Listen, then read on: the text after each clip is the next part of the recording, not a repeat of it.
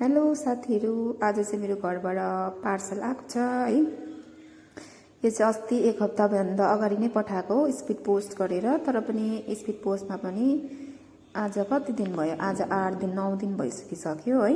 त आज मैले रिसिभ गरेँ। त हेर्नुस् के पठाइदिएको छ मेरो घरको है। स्पेसली तपाईहरुलाई थाहा छ हामी गाउँमा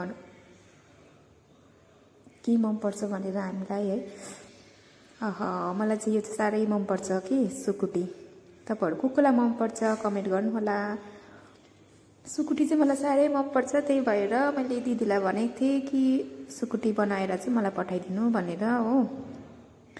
त अस्ति दिदी घर जानु भएको थियो, घरमा गएर यो सब बनाएर राखेर अस्ति पठाइदिनेवाला थियो।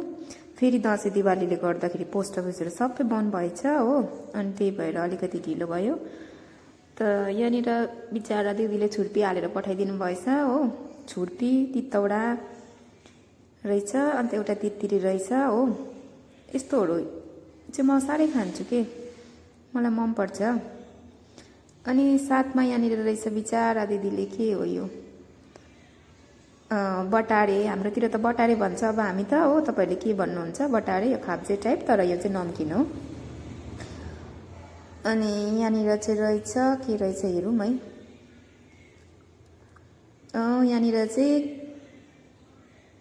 किनेमा आमाले भन्नुहुँदै थियो अलिकति मात्रै छ, तँलाई पो एक छाक चाहिँ हुन्छ भनेर भन्नुहुँदै थियो। त्यही भए पनि पठाइदिएछ बिचारा है।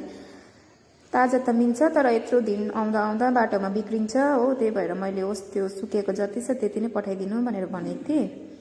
त्यही भएर त्यति नै पठाइदिनु भएछ हो। अनि यहाँनिर चाहिँ के छ हेरौँ। यहाँनिर चाहिँ रहेछ तिते।